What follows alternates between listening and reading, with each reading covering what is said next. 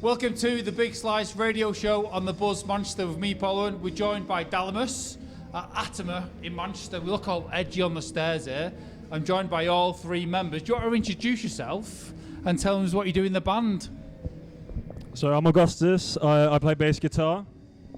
He's the edgy one from Norway. I'm George. I play drums and sing, and I'm a comedian. Where are you from? Where am I from? Planet Earth. Planet Earth, edgy. My name's Jacob, and I play guitar. And I'm from Wigan. Wigan. The place of dreams. Home of the pies. Up the ticks. We're massive fans at the Big Slice radio show of what you guys do on the Buzz. How long have you been together? It's a bit of a strange dynamic in your band, though, isn't it? It's kind of, but it's great though. How long have you been doing what he's been doing? He wants both mics, well, doesn't he? we've been a band for like probably about 2 years, I'd say. But we kind of met at music school, and I guess we've kind of been a band for 4 years, but it didn't materialise till like 2 years after, because we were trying to find a singer, and it didn't work. So and then you found yourself. I ended up singing. I found myself. It's funny that though, isn't it? I mean, one of the presenters on the Big Slice radio show, he was always a writer in the band, and always the bass player, always wrote the song. I'd never seen him for itself as a frontman. What happened for you to become that frontman? Because none of these two can sing. It's a great dynamic though, isn't it? Really edgy, really fiery music. Yeah. Where are you finding your influences from? Because you're quite a young band. In that we respect. obviously we love our rock, our old 90s like Nirvana, bit of everything. Like at the minute I love Biffy Clyro, like that rock kind of just intense, anthemic. Don't know about you guys. Motley Crue. Love it. I like everything, apart from hardcore jazz. Yeah. I mean, Japanese EDM. we just kind of, to be fair, we just kind of play loud rock music. It's not is it that different? People like to say we sound like Royal Blood, but I don't think we sound like Royal Blood at all. But I like the comparison. It's nice to have. Nothing but thieves, though. I mean, you're somewhere in between, if you're honest. Yeah, I hear nothing like but fiery, straight in there. There's not many. There's not many rock bands about, so we stick to our own guns, So this is one of the first socially distanced gigs in Manchester since the lifting of the pandemic and the restrictions. What have you been doing in lockdown? What's been going on? I don't know. He's not messaged me, mums. We've just been writing, recording, trying to prepare for the gigs. A lot of self-doubt. Yeah, we've had some stressful moments, but it is what it is. Have you still continued to produce music and write, or? Yeah, to a certain degree. Well, we went into the studio in January. When that stuff's going to come out, I'm not quite sure. I think we've just been chilling out in lockdown. I didn't stress out. I was just like, stay at home. It's been hard though, hasn't it, for a lot of bands. It's kind of, we've seen a lot of bands in Manchester that have been massively successful, like selling out the academies across the UK, playing good festivals, and then we went into the lockdown and it just destroyed them, when they wasn't together anymore. How was that for you? Was you kind of like forming a band? Has it been hard to keep that momentum? Because you've not been gigging, and it's kind of hard to get the music out there as well, isn't it? We were kind of lucky. We had a few releases set up for like over summer when it was its worst hit. So we were like, okay, we got these things to focus on, and then we just kind of kept writing and chipping away on the side, which has been fun. Kept things moving forward when it's easy to be stagnant. Have you done a lot of streaming, or have you done? It's like he's interviewing me now. I love this. So have you done a lot of streaming and stuff? How have you kept that? Yeah. We you lose that. It's funny because you see all these bigger bands, and they're all kind of don't forget me, and it's kind of. But as a smaller band, unfortunately, kind of whether we like it or not, there's always a band behind you ready to fill that gig slot. In Manchester, isn't he? And it is like that. A lot of the UK, but definitely Manchester. Has that been difficult to keep that presence on social media and keep positive, really? In that respect? In many ways, I'd say it's kind of benefited our social media because we've actually had time to put more effort into it. Focus on who we want to be as a band, I guess. Because I feel that's maybe been a bit difficult the years we kind of just been gigging, because we've just been gigging and writing and not had time to sort of take a step back and think about what we're actually doing. But I think it's been good for us. Yeah. I quite enjoyed lockdown, to be fair. Didn't have to speak to anyone. I just pissed off back home and sat in a field for. Touched a lot of Harry Potter. Yeah, Harry Potter's great. Discovered who I am as a person. Do you feel very zen-like now? Very zen. I feel very loved up. Oh, that's good. Yeah. Loved up with music, life, Just everything. Life.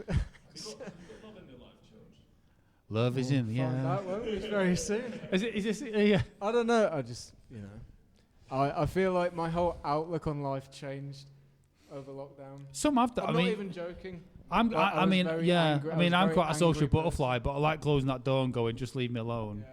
And we've had an opportunity to do that without making excuses, haven't you? Yeah. But I mean, like coming back to the music.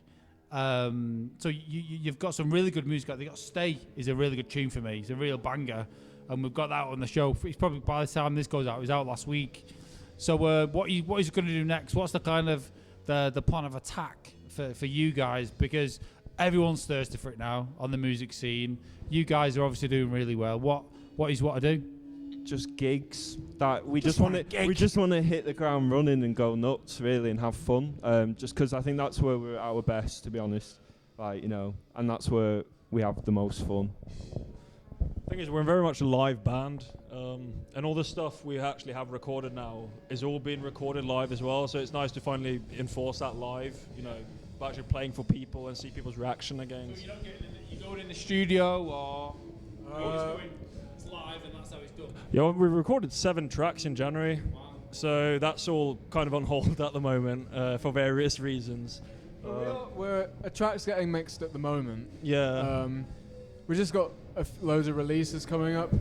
I think just playing live, everyone's missed it, so it's just kind of what we want to do. Yeah. Hopefully a UK tour at some point. I think that's the thing the thing about lockdown, and you're looking at a screen, and it's kind of it's been a substitute, hasn't it? I think, but there is no substitute for live. Is the being in front of you, seeing the setup, seeing you all play, and that emotion in the music. I think lockdown was good for us though. I think before we took things way too seriously. What proper moody and edgy in that? No, I just mean like the approach. What are you gonna wear? What are you wearing?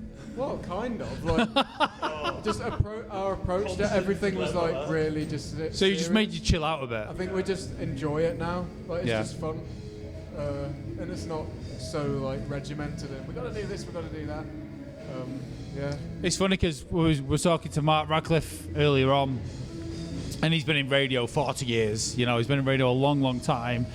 And there's he's gigging tonight going, I want to make it. He's like, he's in here tonight. And he's like you guys, I mean, you're just starting on your journey.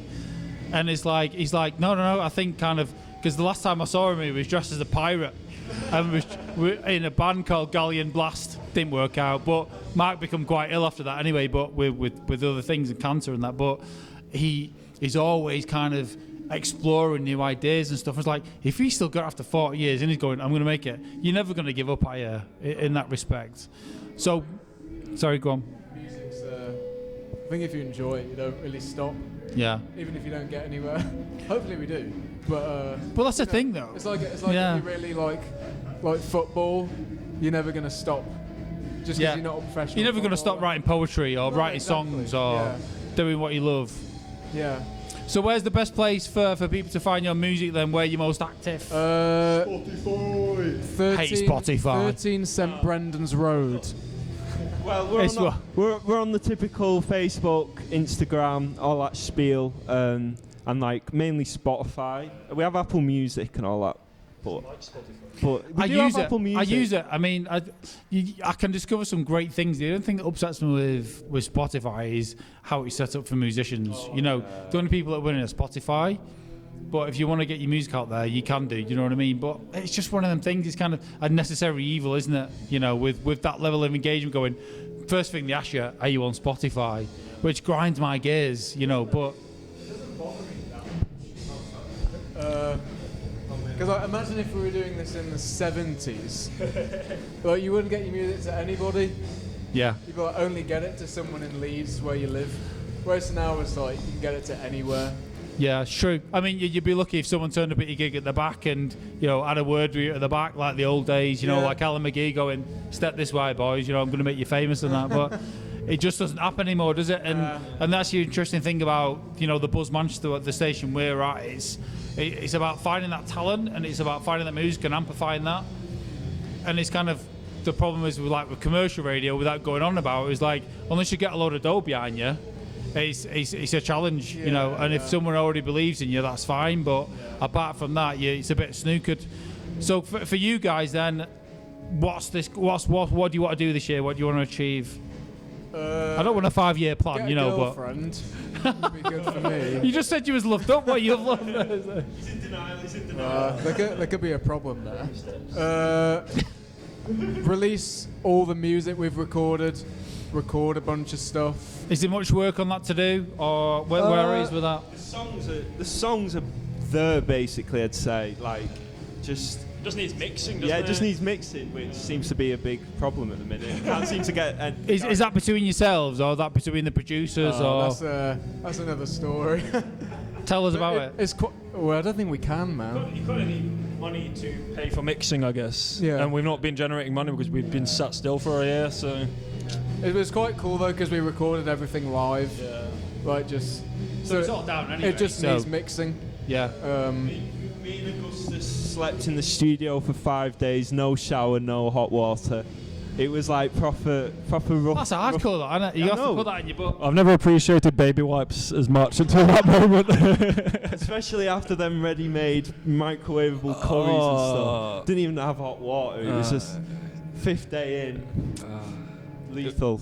It was pretty gross, but at least the result was good at the end. Was you happy with it? Was you happy with the result? Yeah, absolutely. The result of the music or the baby Baby wipe. I mean, they're good at Glastonbury, aren't they? But they do kind of, they've seen the day. You know what I mean? So for you lads, then, kind of, you kind of getting back in there now. You get back in the mix. You've got that music ready. When are you going to release it? Hopefully summer. Hopefully something. But I think once it's mixed and ready to go, it's just going to be out there ASAP, definitely. Because it's an interesting dynamic, I must say, on stage. Is it not? It's fair to say. Yeah, I think we just embrace it now. Especially at first, we were like, "Is this weird?" How would you this like the setup to be? Because obviously you sat back on the drums, on vocals. Ideally, we'd be in a line. Yeah. It's just when it's a shared bill, it's kind of hard to. You look like a bit of an idiot if you start moving everything and. Get them out of the way. Get me to the front. It's all about me. Well, yeah, George is a very visual drummer, so. But you know what? engaging. Yeah, I see that. Yeah. And that's why I moved forward a couple of times tonight, and it's great to see. But like in a small venue like that, it's not so much lost because it's a size of venue. If you position yourself right, you pick it up, and it's fantastic to watch.